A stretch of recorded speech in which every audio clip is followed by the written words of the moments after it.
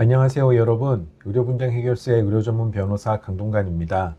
오늘은 의료소송 전에 후유장애 진단서를 발급받아야 하는지에 대해서 말씀드리려고 합니다. 의료사고로 인해 후유장애가 남게 되면 환자 본인뿐만 아니라 가족들 역시 큰 혼란과 고민에 빠지게 됩니다. 치료는 언제까지 받아야 하는지, 사고가 발생한 병원에서 계속 치료를 받아도 되는 건지, 지금 상태가 일시적인 것인지 아니면 평생 가는 영구적인 장애인지, 그리고 법적인 대응을 해야 한다면 도대체 언제부터 무엇을 준비해야 하는지까지 여러 의문들이 한꺼번에 몰려오게 됩니다.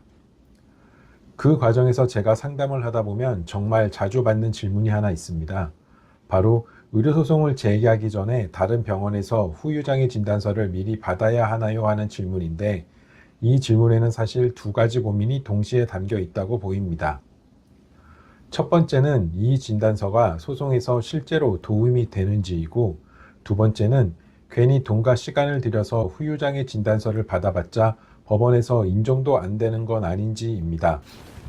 오늘은 이 질문에 대해 실무 중심으로 설명드리겠습니다. 우선 결론부터 말씀드리면 소송 전에 발급받은 후유장애 진단서만으로 법원의 신체 감정을 대체할 수는 없습니다. 하지만 소송 진행 여부를 결정하고 손해배상 규모와 소송 전략을 세우는 데에는 매우 중요한 자료가 됩니다. 그러면 먼저 후유장애 진단서의 한계부터 살펴보겠습니다.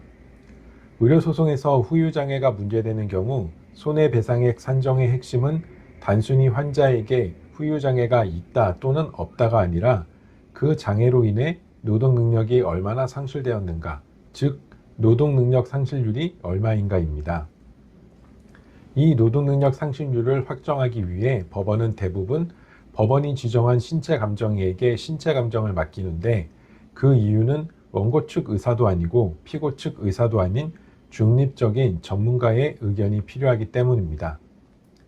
그래서 소송을 제기하기 전에 환자 측이 다른 병원에서 후유장애 진단서를 받은 후 소송에서 증거로 제출하더라도 피고 측은 거의 예외 없이 다음과 같은 반론을 하면서 그 증명력을 낮추려고 합니다. 원고가 선택한 병원에서 발급된 진단서다. 객관성이 부족하다.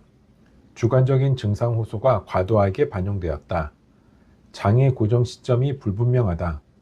평가 기준이 명확하지 않다 등의 주장이지요. 그런데 피고가 이런 주장을 하면 재판부 입장에서는 그 후유장애 진단서를 그대로 인정하기가 어렵기에 결국 별도의 신체 감정을 다시 진행하게 되는 경우가 대부분입니다. 따라서 소송 전에 발급받은 후유장애 진단서만으로 신체 감정은 필요 없습니다 라고 주장하기는 현실적으로 어렵고 바로 이 점이 한계입니다. 그렇다면 어차피 법원에서 다시 감정할 거면 굳이 후유장애 진단서를 미리 받을 필요가 있는지에 대한 의문이 들 수 있습니다. 제 답변은 그럼에도 불구하고 가능하다면 받는 것이 좋다입니다. 첫 번째 이유는 소송 여부를 결정하는 데 도움을 줄 수 있습니다. 의료소송에서 가장 현실적인 질문은 이 소송을 하면 실제로 어느 정도의 손해배상을 받을 수 있을까입니다. 이 질문에 대해서 전혀 답이 없는 상태에서 소송을 시작하는 건 결코 바람직하지 않습니다. 보통 장애의 내용, 장애의 정도, 장애율 또는 이에 준하는 평가가 기재되어 있습니다. 따라서 후유장애 진단서의 내용을 보면 대략적이나마 법원 감정에서 인정될 가능성이 있는 노동력 상실률의 범위와 일시수입 등을 비교적 구체적으로 계산해 볼 수 있습니다. 즉 막연히 억울하니까 소송해야겠다가 아니라 의학적 판단을 토대로 이 소송이 경제적으로 의미가 있는지 없는지 여부를 냉정하게 판단할 수 있게 되고, 이건 환자와 가족 모두에게 굉장히 중요한 부분이라고 생각합니다. 두 번째 이유는 소송 전략입니다.